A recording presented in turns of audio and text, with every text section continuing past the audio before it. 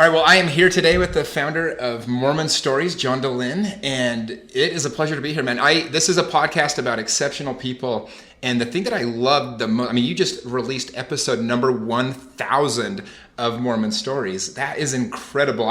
Having been doing this for a year now, I know the effort that goes into that, so congratulations, I guess. Thank you. Thanks, Jimmy. It's an honor. It's great to be on your podcast, too. Yeah, it's fun to interview other people that, I was joking, I kind of feel like it's like having sex with a porn star. You are like the expert at podcasting, and I'm like just kind of, getting my feet wet this last year. But it is fun to be here and kind of talk. There's a lot of interesting things about your life and your story. The thing that first got me so interested though is you started podcasting back in 2005. I don't even think I heard of podcasting until 2010 or 11. Was that you had a background, I know you worked with MIT with some open software platforms. You worked with Bain in their technology consulting. How did you even realize that podcasting was going to be this mean to get the word out? So I worked at Microsoft from around 1998 to 2004.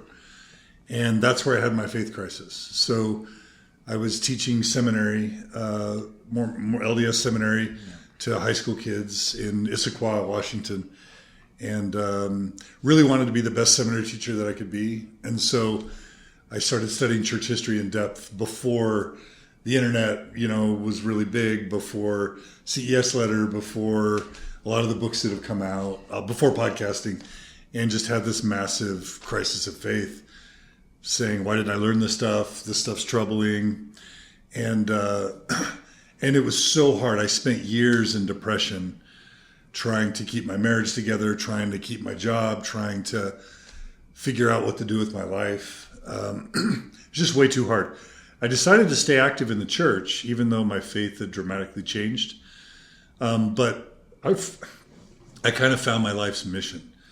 And I love technology, but I knew that my purpose in life was going to be helping other people through that process, just so that it'd be a little bit less hard. Mm-hmm. And so I left Microsoft in 2004, having never heard of podcasts, but I knew that I had to do something to make it easier for people who would be going through this faith crisis thing. So I got a job at, I got enrolled in a Ph.D. program at Utah State University in instructional technology. And that's sort of like using technology to help people design curriculum and learn.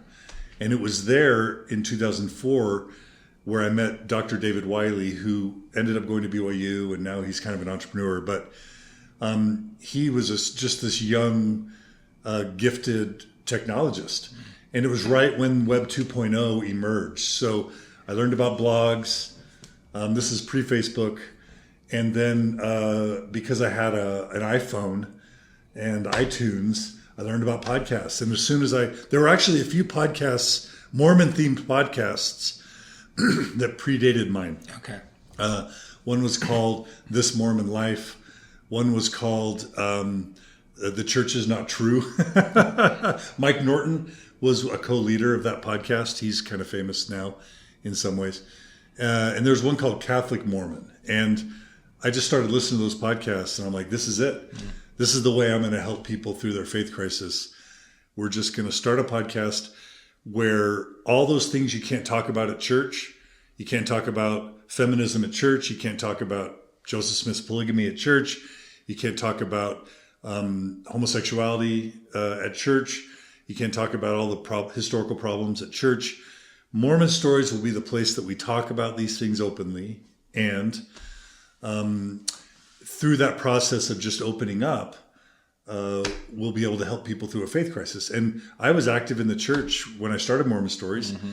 and I was for the better part of 10 years. It was basically, I started in 2005 and they excommunicated me in 2015.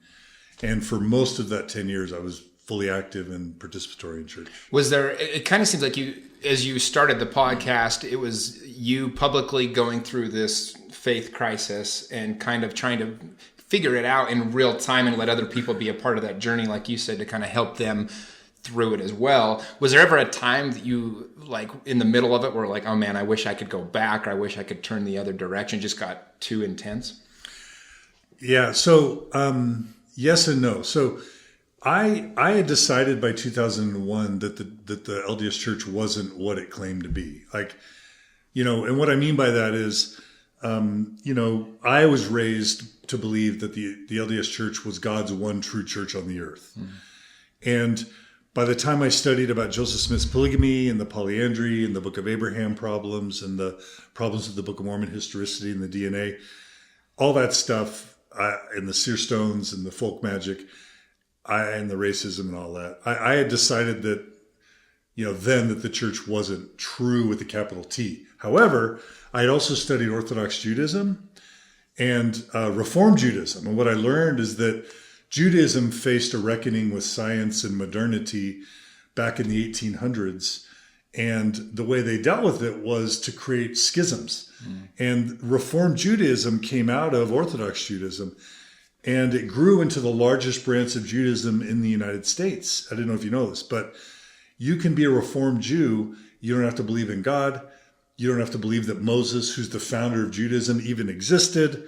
You can be totally secular, even an atheist, and still have your kids do the bat mitzvah and the bar mitzvah and celebrate the holidays and observe. You can still eat bacon, but you observe the parts of the Sabbath that you want to. And I was inspired by that. And I was like, why can't Mormonism be that way? Why can't Mormonism be, okay, there's going to be Orthodox Mormons and semi-Orthodox Mormons. Why can't there be just sort of modern, non-believing secular Mormons? And but I also still had this idea that there were many paths to heaven or to goodness or health. And so even though I didn't believe the church was true, I believed that it was good. Yeah, it was still a form that maybe God has given to help people. Yeah, like one way. Like I had this idea, many paths up Mount Fuji. Mm-hmm. Like maybe Catholicism is one way, Buddhism is one way, Islam's one way, Mormonism's one way, right? Why not? So anyway, to be clear, when I started Mormon Stories in 2005, it wasn't, I know the church is true and now it's going to be challenging my faith. It was more like, okay, I believe Mormonism is good. I know that it's causing a lot of people pain. It also causes a lot of joy. How do we improve things within the church and alleviate the suffering? Mm. So there was never a point where I was like, oh my gosh, the church isn't true, because I had that ship had already sailed. But I did stop and start Mormon Stories a few times. And the main reason why is because at first I stopped it because I found out, my goal was to help. When I started Mormon Stories, my goal was to help people stay in the church, mm-hmm. but just to have it be more healthy. And I would get letters all the time. Oh my gosh, I thought I couldn't stay in the church, but now that I've listened to Mormon Stories, you make me feel more comfortable. You make me feel like there's a place for me. And I would get hundreds and hundreds of emails saying you helped me stay in the church. Eventually, some of those people ended up leaving, and they ended up saying that some of the things that they learned on Mormon Stories contributed to their leaving. And I took that really seriously because I still had the wiring ran really deep. And the idea of me doing anything that would actually cause someone to leave the church was petrifying and terrifying. So the first time I stopped Mormon Stories, it was after I felt this overwhelming sense of guilt and shame and responsibility for some people leaving the church after listening to Mormon Stories. But then there was just such an overwhelming outcry. Bring it back. We need this. Please don't stop. And, John, you can't be responsible for everyone who makes a life decision. Everybody's an adult. Everybody finds their own way. Even if they learn about Joseph's polygamy or the Book of Abraham through Mormon Stories, you weren't the one that did polygamy. You weren't the one that created the Book of Abraham. That's on Joseph. That's on the early church leaders. Your job is to help make things better for everybody. And so I brought it back. And then there was another time where some people ended up losing their faith, but also getting divorced. Mm-hmm. And my parents had been divorced, and I didn't ever want to feel responsible for breaking up a family. So there's probably a second time I took it down, just feeling again, just like, oh my gosh, this is bigger than I ever imagined. I never imagined that I could start a podcast that would cause people to leave the church, and maybe even they would end up, not being married anymore. And I had to again realize that that's not on me. If somebody joined the church without all the information and the church was keeping them together, and then they learned that things weren't like they thought and ended up splitting up, that's not on me. Was there ever a moment when you just like, to you knew this was part of your calling or what was right for you to do? Like, was there a guest or a moment in the podcast where you finally felt like, okay, I know that this is my calling, or this is what I'm, trying, this is what I really need to focus on doing? That's something that's kind of weird, is that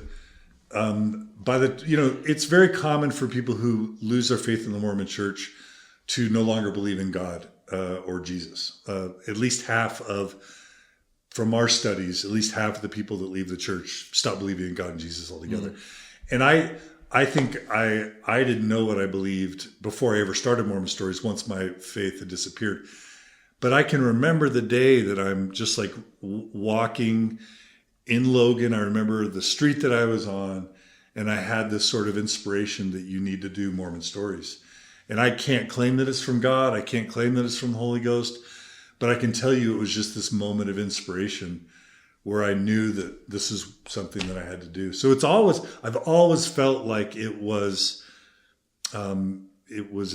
had to do it, that it was my calling or mission, not knowing what the source of that inspiration was. And all along the way, that's just been reinforced. Well, and as the podcast has developed and things like that, a lot of the social issues of our time have kind of made their way into the podcast. You tell an interesting story. I think it was 1996. You were in the presidential debates, or you were listening to them, and you had an interesting experience after that kind of helped shape kind of who you became later on and why you're such an ally for LGBT today.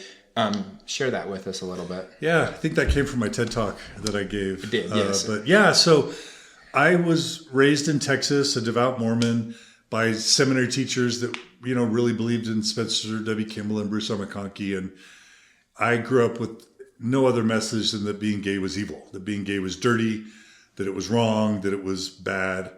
And I wasn't like beating up gay people, but certainly in high school, if there was a kid that that seemed a little bit effeminate or whatever, I'd feel comfortable making fun of them to my buddy, or maybe picking on him a little bit, not in a physical way, but maybe just not as kind. Mm-hmm. I wasn't a mean kid, but I was taught that was wrong and evil. And so that's just how it was. Yeah, I think it's kind of how the times were a little more back then, in for the sure. 80s. I'm not trying to make excuses, but yeah. 80s in Texas, it's not the most LGBT affirming time or place, probably. Go on my mission, come home, go to BYU, and graduate from BYU. And so 1993, 94, I still have those beliefs. But then I go out into the workplace, and eventually I end up working for a software company in Chicago. There were some debates going on in the presidential debate. I think it was about don't ask, don't tell in the military. Mm-hmm. And each presidential candidate was saying their view. And I remember coming into work and having some of my colleagues ask me, how'd you like the debates? And I was like, I was fine with the debates except for that gay thing, Because just thinking as a Mormon, everybody thinks the way you do. Everybody knows it's wrong to be gay, right? And I didn't even think that I'm in a professional workplace with other people. Like, I'm just like, oh yeah, that gay thing bothered me. And it was like the whole room went quiet. And everyone, there were like 5 or 6 of us working in an office, and it was like everybody's swivel chair just swiveled to look at me. And I'm like, what did I say? That I said, I was looking around, and they're like, what's your problem with gay people? Like, why? And I'm just like, well, it's like, is it healthy? Is it, is it moral? The gay lifestyle, blah, blah, blah. And they're not like, yeah, totally. They're just kind of like, it's quiet. It's like deathly quiet. And then one of them says to me, I think it was Rebecca, she says to me, have you ever known a gay person, John? I'm like, well, not really. Mm-hmm. Because she meant really know them, like talk to them. Yeah. It's like, not really. And then this other guy named Mike says, actually, John, you have known a gay person. And he was gay, and he had a long-term partner. And it was like I turned white. It was just like all the blood rushed out of my head, and I felt horrible. I felt just the first time I felt, wow, I think I'm a bigot. I think I'm judging people. And not only, was Mike willing to come out to me in that context, I was new to the software industry at the time. And Mike was the most patient, loving, supportive, friendly, kind of all my colleagues. He was the one that was patient with me. He was the one that was super helpful. And it was just like having humility served to me on a plate where I went up to him later and I said, man, will you just tell me about your life? And I just have to admit I'm ignorant, and my church taught me this stuff. And I'll never forget what he said to me. He said, people talk about the gay lifestyle. He said, this is my gay lifestyle.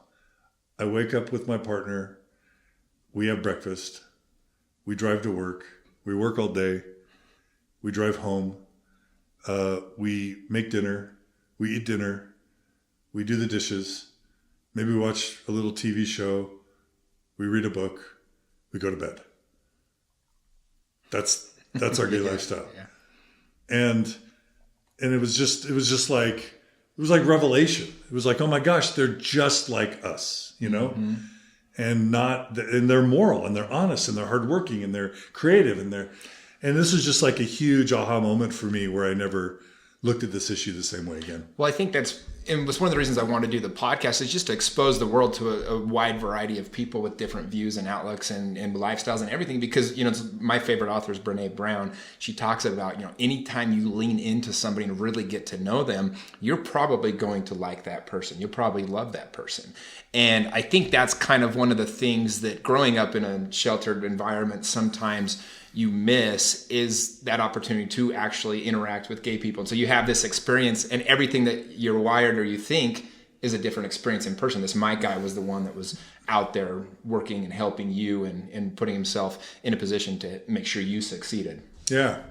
Yep. And then I had a couple cousins come out as gay, and then my wife's favorite cousin came out as gay and told us that he'd almost killed himself. Wow.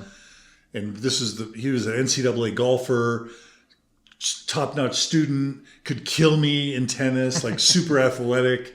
There was no tell that he, but he was just this humble, smart, talented guy that almost ended his life. And we were the first people. He came out to us before he came out to his own parents. And then in 2000, when I was working for Microsoft, this guy named Stuart Mattis, who was a gay returned missionary, drives up to the Stake Center or the Ward building in his hometown, pins a note to his chest that says, "Do not resuscitate," and shoots himself on the steps of the church. And this is 2000. This is before Prop 8, and that's when I'm just like, okay, I've had enough. And this is all way before I started the podcast. Right. That was one of that, along with racism, along with, feminism and sexism, homophobia, and then church history issues and faith issues. Those were the things that I was locked and loaded with those problems before I ever started the podcast. Well, and one of the themes of your podcast is kind of opening doors. The church is a very private organization, the LDS Church, right? Everything comes from top down. And so some people saw your podcast as threatening because you directly attack. You're kind of like, let's open the doors, let's open the conversations and have more of that. Was that by design then? Or did that just kind of evolve with the podcast? Yeah, so I think, I'm 1,000 episodes in. Prior to my excommunication, I think it'd be really hard to make the case that we were attacking the church. I think we almost never attacked the church leaders or the church. We just talked openly about difficult issues. And I'm kind of proud of that. If a lot of people won't listen to Mormon Stories because they perceive it to be a threat or perceive it to be anti-Mormon.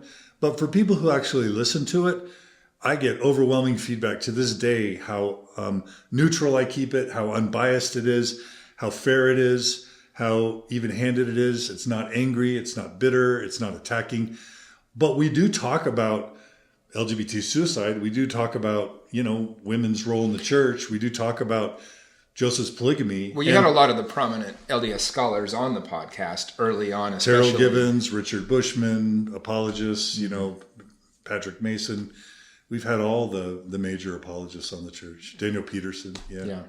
Well, and so for... And I just have to say, I don't know of any Mormon-themed podcast to this day that's had a wide variety of believers and non-believers, and that's willing to have faithful people, unfaithful people, everyone in between, historians.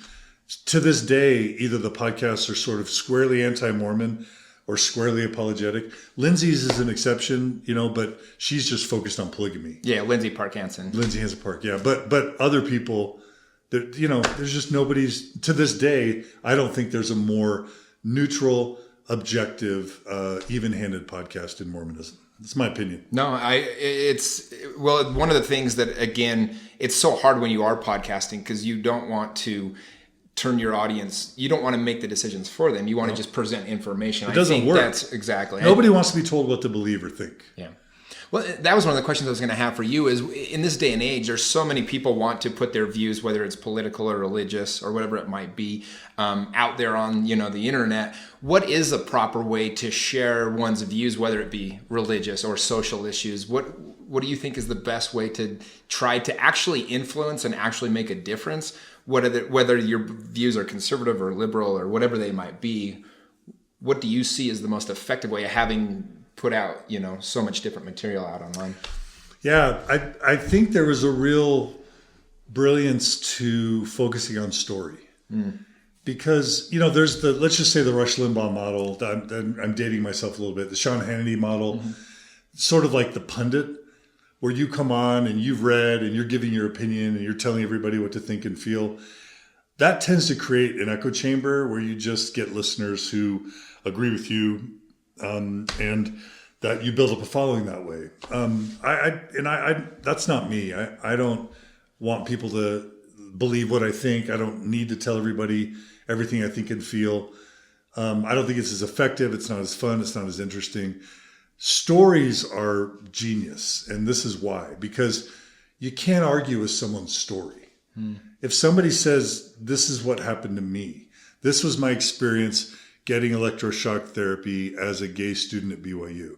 This was my experience as a mother who, got divorced and blah, blah, blah. This is my experience as a bishop, and this is how I was treated. This was my experience getting sexually assaulted or abused by some church leader. When someone tells their story, you can't argue with it. And you can argue with their conclusions, but it's just their point of view. Also, stories tend to suck people in. Stories tend to garner people's interest, and stories invoke emotion. We don't really make major psychological or life shifts intellectually. Jonathan Haidt, in a book called The Righteous Mind, taught me this. Think of the mind like a rider on an elephant. The rider on the elephant is your cognitive, logical brain, your cerebral frontal cortex. The elephant is your emotional brain. And if the rider and the elephant both get scared, who wins? The elephant. The elephant. We're primarily emotional creatures. We actually make our decisions based on emotions and then use logic to justify the decision we arrived at emotionally. And the brilliance of stories is they invoke emotion. So you pull them in by hearing someone's story, they gain empathy, they get emotionally moved. And for me, that's a brilliant way to help people see different points of view. My goal to this day is not to lead people out of Mormonism. It's not even to get them to not believe in Mormonism. But do I want people to be more loving of their LGBT brothers and sisters so that they're not killing themselves? Yes. Do I want them to be less racist? Yes. Do I want them to know the church's history so that they're making life decisions based on reality and not on, a false perception of reality? Yes. So that's all I want, is just people to kind of have empathy, have full knowledge, do minimum harm to others, and to be able to have all the information they need to make an informed decision. And if they decide to stay faithful, if they decide to stay active, more power to them. Yeah. They'll be a healthier, better person inside the church, and they'll probably make the church better by staying in. So I'm cool either way. Yeah. Well, I tell often, different friends on different paths and things like that. And I say, look, for some people, the path is absolutely in the church. For other people, the path is absolutely not in the church. You need to kind of figure out what your truth is, get as much information as you can to what is going to make you the happiest that you can be, and then follow that path as best as you can and help other people along that path. Be the best form of yourself wherever you decide to go. Yeah. One quote that you've said before is, life can be difficult, painful, and tedious, and this is why a lot of people turn to religion. When you were, fully in the Mormon church, you were probably used that religion to kind of for that void. Where do you turn now for inspiration? Now that you no longer kind of have the church overview over your life, I guess. The church model, the way that I've kind of distilled it is, the church offers you so much. The church offers you identity, meaning, purpose, morality, spirituality, community, friends, support for your family, a resolution about, the afterlife and death. The church offers you a lot. And all they ask is 10% of your income, 3 to 10 hours a week of your service, 2-year mission, and your kind of undying devotion and, unquestioning obedience, and your children. That's kind of the bargain, right? And for many people, that's a great deal. It's like, sign me up. That's worth it. And so what you end up doing when you're Mormon is the church tells you how to spend your time. They tell you how to live your life. They tell you how to act. You spend a lot of time building up the church. You spend a lot of your disposable money building up the church.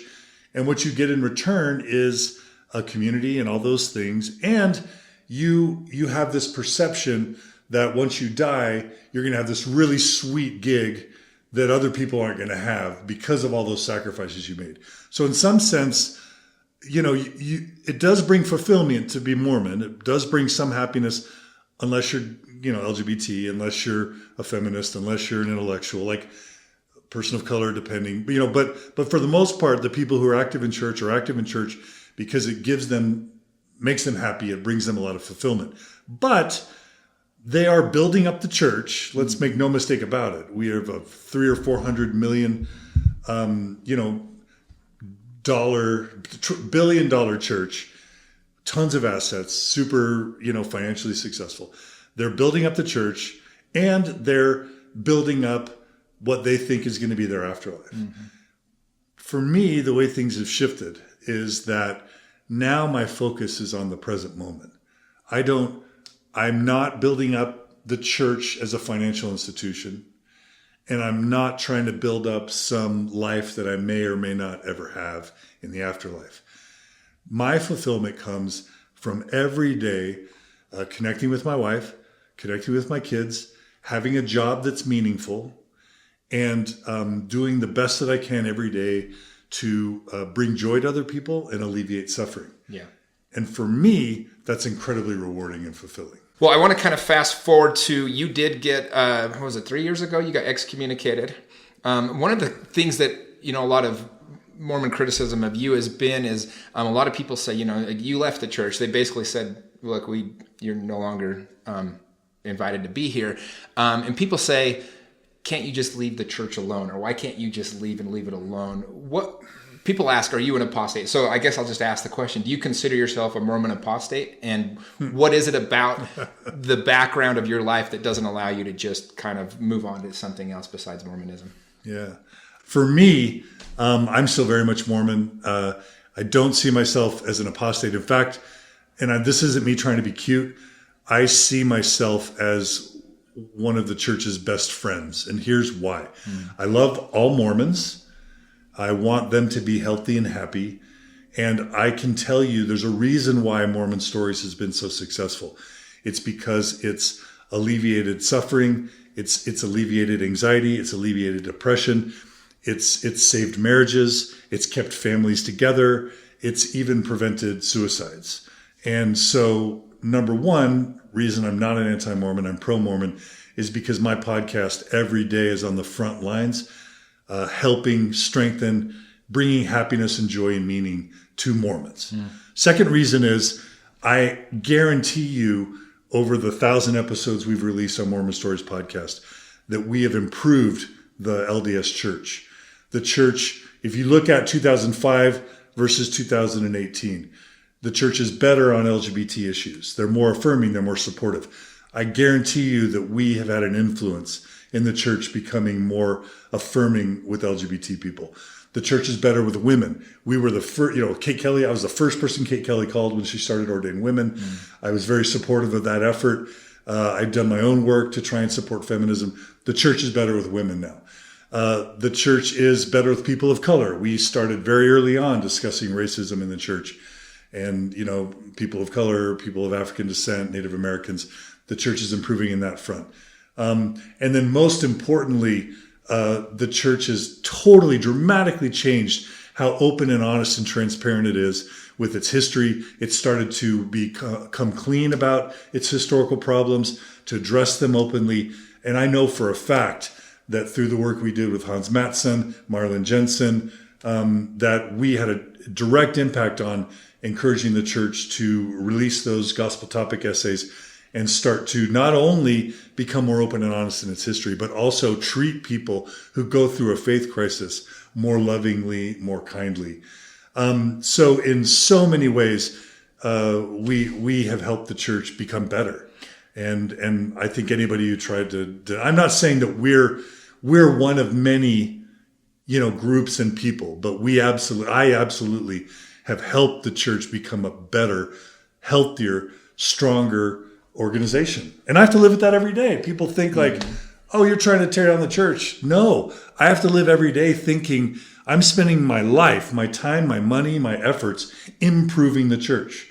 And that's exactly what we've done. And it's going to keep happening. Every time we bring up an issue, even Sam Young does Protect LDS Children. Before he comes on Mormon Stories, he's only got a few thousand signatures on his petition. Within a week of coming on Mormon Stories, he's got over 10,000. We're supporting Sam all the way along. We bring on people to talk about their, their unhealthy conversations with their bishops. Before you know it, the LDS Church is changing its policy on interviews with children and young adults. Again, so many ways we've improved the church. Well, you've got the wide span view of kind of some of the changes that Mormon Stories, I would agree, has been on the front lines of kind of pushing and changing. You also have so many, I know you do, because I know how many people reach out to me, and my podcast isn't nearly as significant as yours or as pointed, but so many people probably, reaching out to you. How do you decide, give us an idea of how many people have reached out over the last 15 years to you about their faith crisis, and how do you decide how much time you can actually spend with them? Because it's such a burden for you to try to get back to all these people, but at the same time, you're living your life and doing what you need to do. Yeah, definitely. I've personally interacted with tens of thousands of people over the past 14 years. And we've had well over 100,000 listeners to Mormon Stories. Mm-hmm. So our impact has been pretty big. I used to answer every email, answer every phone call. I used to have lunch with everyone who reached out to me, lunch or breakfast or dinner. And that was unsustainable after several years. Mm-hmm. And the volume has only increased. So part of the reason I got my Ph.D. in clinical and counseling psychology was because people didn't feel comfortable talking to their spouse or their bishop or their family members about eating disorders or sexual addictions or divorce or LGBT issues or whatever, faith issues. So they'd come to me, but I didn't know how to deal with all this stuff. So part of the reason I got that training was to be able to help them more. How do I help them? I'll tell you how. What we did in 2011, which I think was groundbreaking, was we created over 100 Facebook groups. London Mormon Stories, Phoenix Mormon Stories, Boston Mormon Stories, Chicago Mormon Stories. And this was really the first time in Facebook that support groups on a local level were created for people who were struggling going through a faith crisis. Because I realized I couldn't help them all. So we created the Mormon Stories Podcast Facebook group, which has like 12,000 members. We created a Thoughtful Faith, which is a more faithful version of a support group for people wanting to stay in the church. That probably has 3,000 members today. And then we created literally over 100 of these regional support groups all over the world. That eventually morphed into a project called Mormon Spectrum. So if you go to mormonspectrum.org/map, there's this big global map now with push pins all over the world. So no matter where you live, Nebraska, New York, Brazil, London, you can find Australia, New Zealand, you can find a local Facebook group or meetup group that has local face-to-face members who get together for book clubs, the karaoke parties, hiking, camping, whatever. Give kind of some of that community that maybe they no longer. Yeah, I realized super early I couldn't help everyone. So what we needed to do was create local communities. And if you don't have a community in your area, you can go to Mormon Spectrum. You can create that group on Facebook, like, our Amarillo, Texas, Mormon support group. You could register it with Mormon Spectrum, and then they'll add it to the list. And now we've seen all sorts of Facebook groups, meetup groups blossom, ex-Mormon groups. And we weren't the first to do that, but I think we were the first to do it on such a large scale. Gotcha. And I think that's only snowballed since then. Well, in general, I think there's two different things, and I think sometimes they get confused. You got religion and you got spirituality, right? So how have you seen in your own life, kind of as you've kind of had your struggle with more just the basic religion side of it, as your spirituality, do you feel like you're a more spiritual person now, less spiritual, and how's that changed? So I was definitely an Orthodox believing Mormon. I was a virgin when I got married. I'd never tried alcohol, never tried cigarettes, seminary president, zone leader on my mission. I was Orthodox. I was in it to win it. As early as 15, 16, I'm reading the Book of Mormon cover to cover, taking it really seriously, getting the Moroni's promise, kneeling down and praying, saying, all right, I read the Book of Mormon cover to cover. Give me the witness. And I remember distinctly that day, that night, where I finished the book. And my seminary teacher told me, if you do that and then pray about it, you'll get your witness. So I knelt down and I prayed for that witness, and nothing happened. So I actually got down again on my knees a second time that night, prayed again, nothing happened. Went on to serve my mission, got to the MTC, did the 2 months before I go to Guatemala. And I remember going to Guatemala, and I'm scheduled for my first discussion. And I'm like, I still haven't got my witness. All through the MTC, I prayed to get the witness. Now, did I have good feelings, as a Mormon youth? Yeah. Did the hair stand up on my arms? Yeah. Did I get chills down my back during testimony meetings? Yes. But, I think I was smart enough to realize that you can get those feelings watching a really good movie or a really good sitcom or a really good, and that other people of other religions feel good things too. Mm. What I was always looking for, and even in my prayers with God, I was like, talk to me, give me answers. I remember driving down the road thinking, well, the Spirit's supposed to guide you. So I'd be like, okay, I'm just going to drive and I'll let the Spirit tell me where to drive. And I'm like, oh, the thought came in my mind to turn left. Okay, I'll turn left. And then like, now what do I do? You know what I mean? And okay, wait, was that the Spirit? Was that me? As I was an Orthodox Mormon, I never got direct answers from God that felt any different from what any other person could experience. And I never got any confirmation that it was for sure real. Some voice, some witness. I remember going to the temple and wanting to have that spiritual experience where like I'm doing baptisms for the dead, and like the spirit of someone I'm getting baptized for, I get to see them as I come out of the water. None of that ever happened with me. So a lot of my Mormonism, my active devout Mormonism, was spent trying to get that witness and not getting it.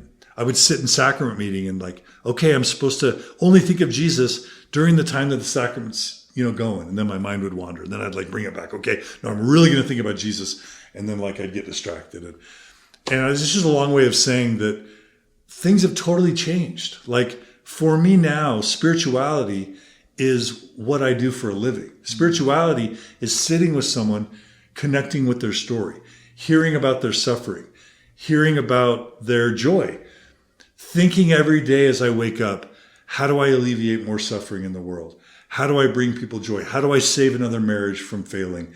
How do I keep someone from getting too depressed and taking their life? And then I do those things, and I have a full-time job where all I do is alleviate suffering and bring joy to people. And every single day I feel incredibly uplifted and nurtured. That's my religion now. It's living in the moment, alleviating suffering and bringing joy to people, and doing good works all day long and getting paid for it.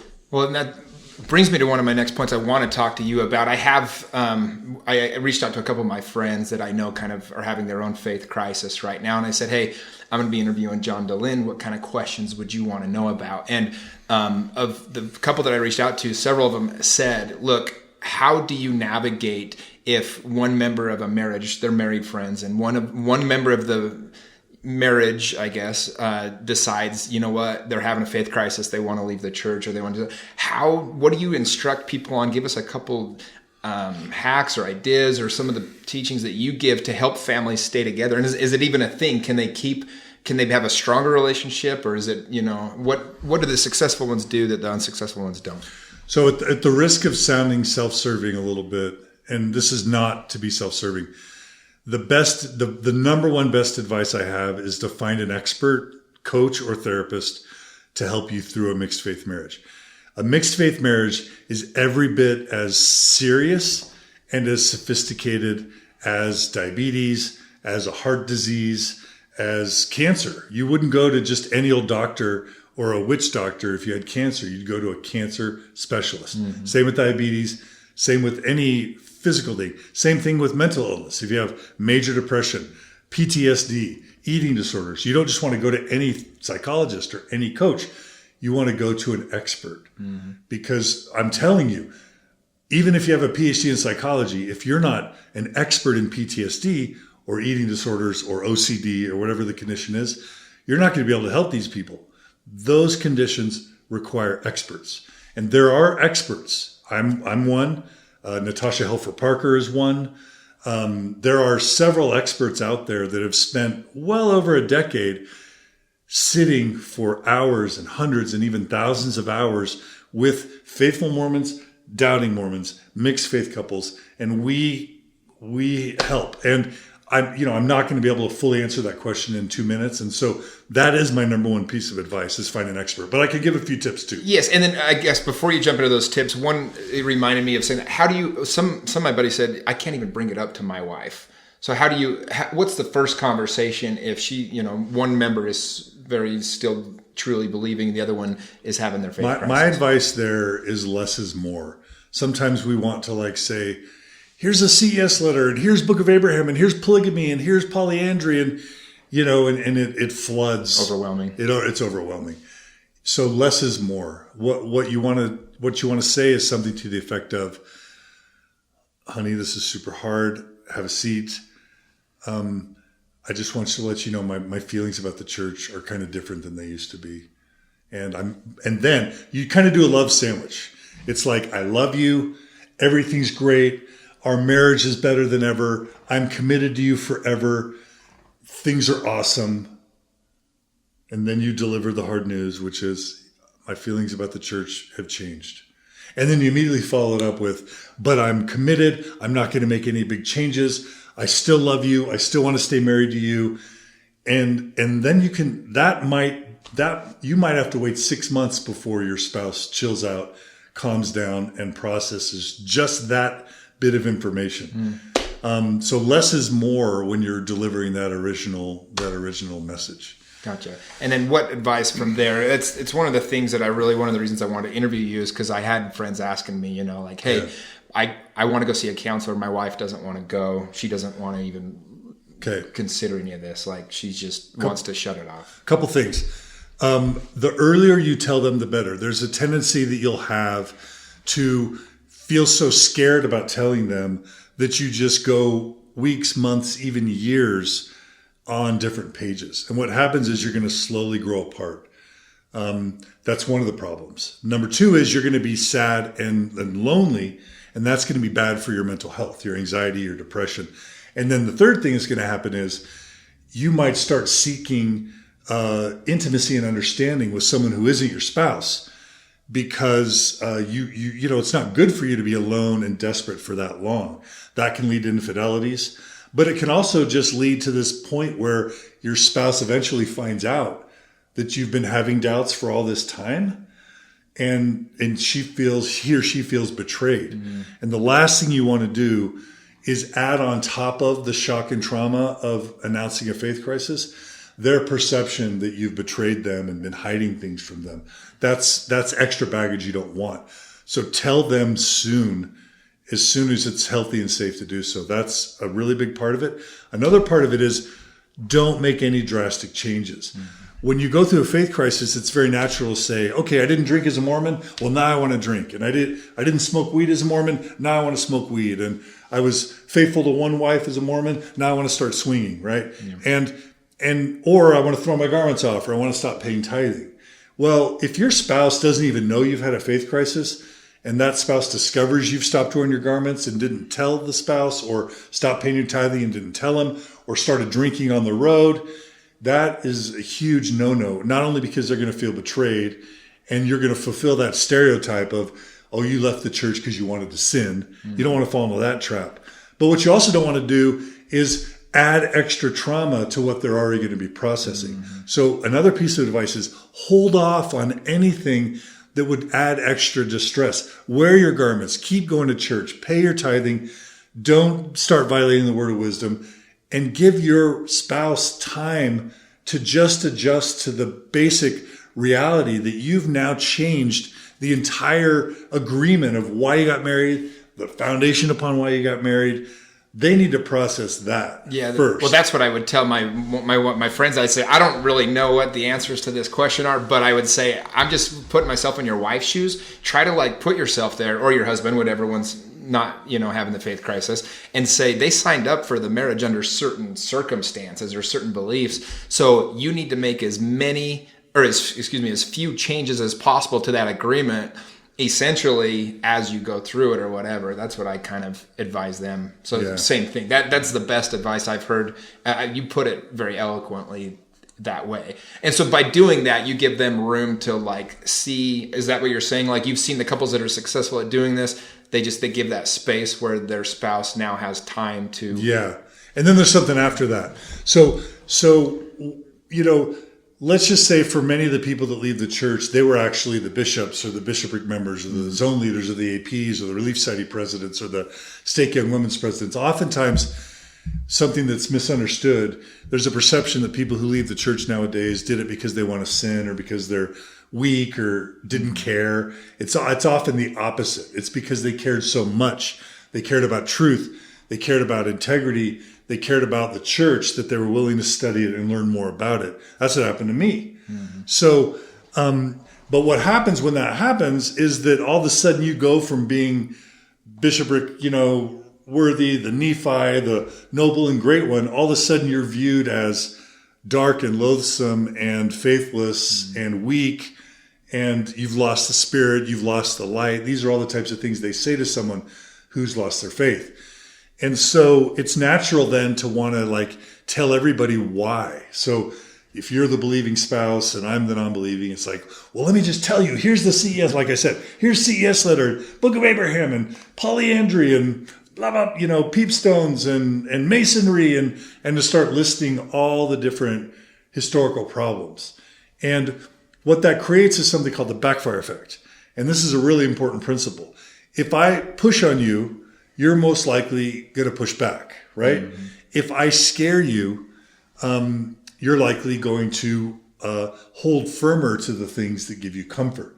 And what science has actually shown is and you think about this with climate change, think about this with gun control, with abortion, when anybody has a philosophical position or a doctrinal position that is tightly woven into their identity, scientists have found that when you present them with evidence that's actual evidence that contradicts their closely held view, it actually strengthens their belief versus weakens it. Mm. So if you are a climate change denier and your identity is Republican and there's no climate change and pro-business, rah, rah, rah, right?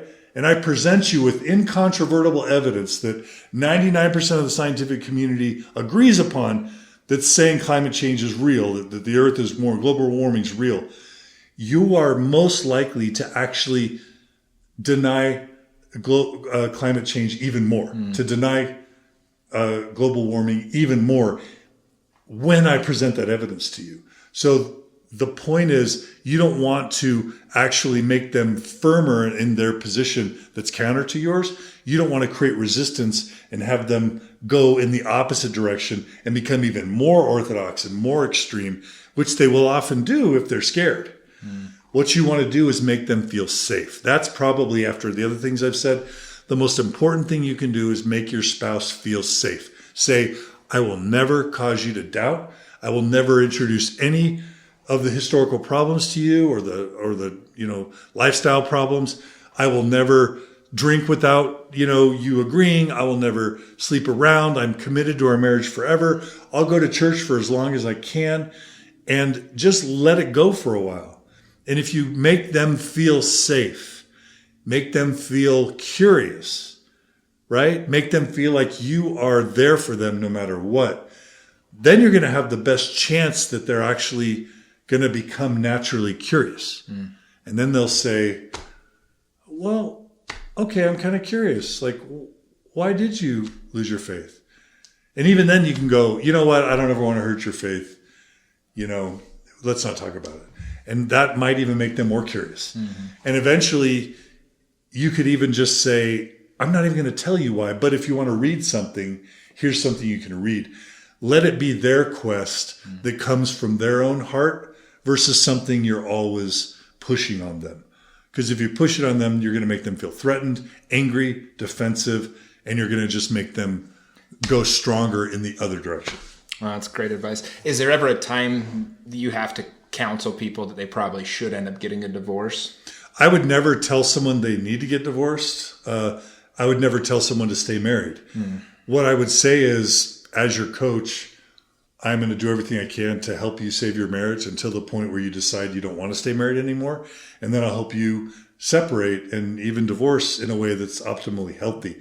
But there are absolutely good divorces. In other words, my parents are divorced. I've been married 25 years. I hate divorce.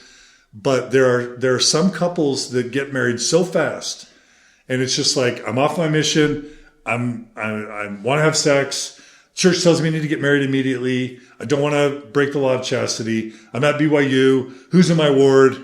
We go bowling. Let's get engaged. And within 4 months, they're married. BYU, Idaho, same thing, right? And some of these people, end up being best friends. Right. Others are never really that close, never really have a lot in common other than the church. Yeah. And so when, 5, 10, 20 years go by and the church, which kept them together, falls away, sometimes those couples not only don't have much left, but sometimes they realize they're really an awful fit for each other and they're actually hurting each other. And if they stay together, they'll do way more damage. People should know that it's not divorce that harms children. It's conflict.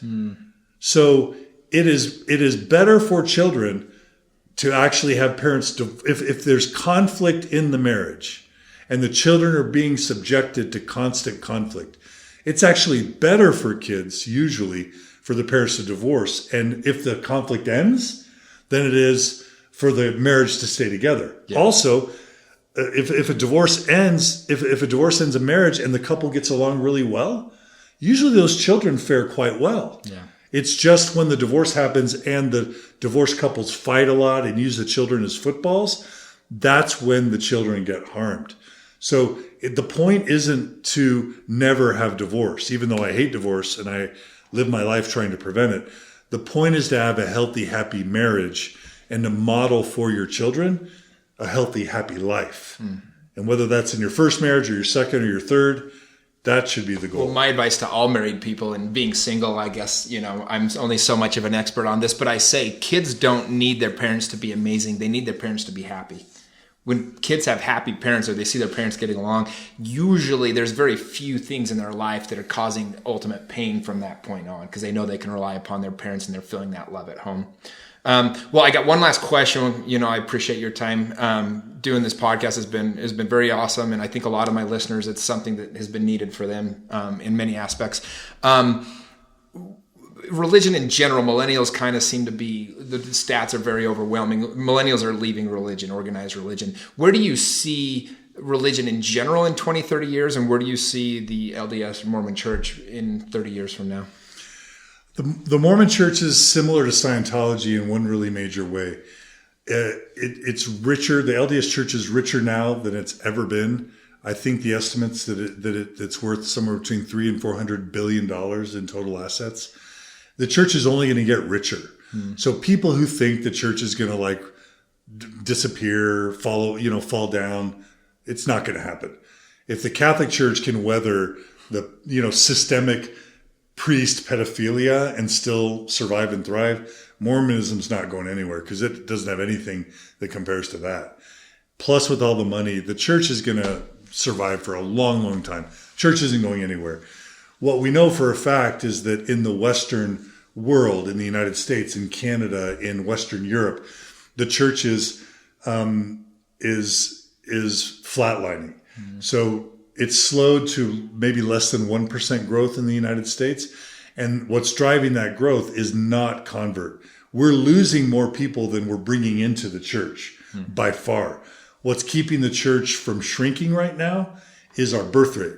So we have on average 3 kids for every couple. And that's keeping us at about 1% growth or a little bit less. Estimates are that within 10 years or so, the actual numerical church will be in decline. Now, it can always offset that decline of Western affluent, middle class, upper class world citizens. It can offset that by doing missionary work in Africa and the Philippines and Latin America and Brazil. And that's what it's doing. You're seeing the church really growing in numbers outside of the developed world. And that's great. Those people benefit from religion most of the time. So the church will be able to continue growing in the third world. But that's not necessarily sustainable financially. In other words, they're not going to get as much money out of it as they put into it. And we'll become more and more a third world church, honestly. And that's the way Community of Christ has gone as well. And that's the way just most churches are going. The Western world, the developed world, is just becoming more secular. And it's not just a Mormon thing, but it certainly is impacting the Mormon church. So what replaces that? That's a really good question. I don't think we have good answers. There are things like Sunday Assembly and Oasis, which were these secular communities that have emerged where you get together on Sunday, but you talk about science or you talk about kindness or raising children, but there's no God talk and there's no spirituality talk. It's not Christianity. It's just secular people getting together, talking about healthy living and having community. Sunday Assembly, which started in London, created branches all over the world. My sense is they're flagging and failing too. I don't know if there's going to be, if we've come up with a replacement for religion right now, honestly. And this may be shocking to some of my listeners. I'm not sure the world is better off with religion going away. Like, I think religion provides a lot of really important things. Agreed. Community, morality, spirituality, more, all sorts of stuff, identity. And when people lose their identity, their morality, their spirituality, sometimes and very often they're able to build a better life. But sometimes they get lost. Well, the masses kind of need that community in some way or another. There needs to be where people can rely upon their neighbor and have reasons for wanting to help the neighbor and as thyself and all those different things. Exactly. Like how, and there are, and I work with these people all the time. There are, one of the most pernicious things in Mormonism is the belief that you can't be happy or moral or healthy outside of Mormonism. Right.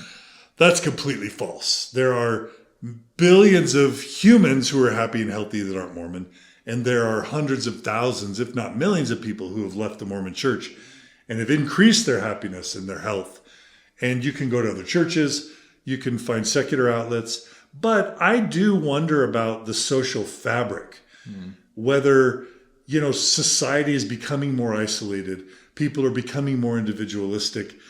And when I think back to my Mormon days growing up in Katy, Texas, and just the road shows and the temple trips and the youth groups and the casseroles and the 4th of July breakfasts and just the camaraderie, the Saturday's Warrior, musicals and the dance festivals, there was this community fabric that religion was able to provide that I have not yet seen fully replicated in the secular world. That doesn't mean it doesn't exist. Some people go to Lions Club or Rotary Club. Some people go to hiking groups or camping groups or soccer groups or whatever it is. People are figuring out community, But I've seen few communities that have reached that level of sort of like tight-knit, functioning and healthy sort of communities that I've seen at the apex of healthy Mormonism. And so I think we've got to figure that out. Yeah, no, I would completely agree. I don't think there's anything I've ever seen that is as community involved as a Mormon church or stake or group that is functioning the way they should be. I mean, it's very much, it's every night there is something to create that, just the atmospheres for people to come together. So it is an interesting thought of what will end up, where will the Western world go as fewer and fewer people go to churches, whether that be, Christian or Mormon or whatever else. So what I hope is that religions become healthier, so that for those who want to stay in a religious tradition, they don't have to deal with a lot of the toxic stuff that's causing so many people to leave and that's boring people, frankly. And then I hope that secular people continue. There's a lot of cool stuff. Oasis in Salt Lake City is actually quite inspirational. A lot of the, WACA, which is a post-Mormon women's group that's actually, all over the United States now.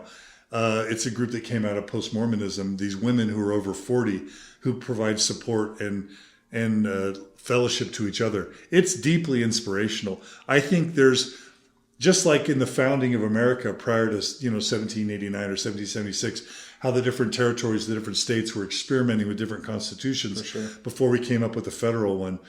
There are lots of cool post-Mormons and post-religious people, secular people, experimenting with communities and tight-knit groups and morality and identity and all these sorts of things. I hope we will all continue that effort, because I think we evolved as social creatures. I think we evolved as tribal creatures. There's this saying that a lone monkey is a dead monkey. I don't think no man is an island, no woman is an island. I don't think we're better off being isolated as humans. We're seeing increased suicide rates along with the rise of secularism. We're seeing an increase in depression and anxiety in some cases. So I think we need to find better alternatives. And I think we are finding better alternatives, but it's just very early. And so I hope listeners who are interested will find a way to foster community. Well, and for people that are interested in finding out more about Mormon Stories, where's the best way to get a hold of you or find you? Is just Mormon Stories on the iTunes? If you go to mormonstories.org, that's our website. You can find us on iTunes. You can find us on Spotify. I do have a private practice where I do coaching for couples who. You have availability for people that are looking for that? I make time. I don't need an private practice. I don't market it, but I love saving marriages. I love saving lives when people are really desperate. I do make time. So johndehlin.com or drjohndehlin@gmail.com is my email address.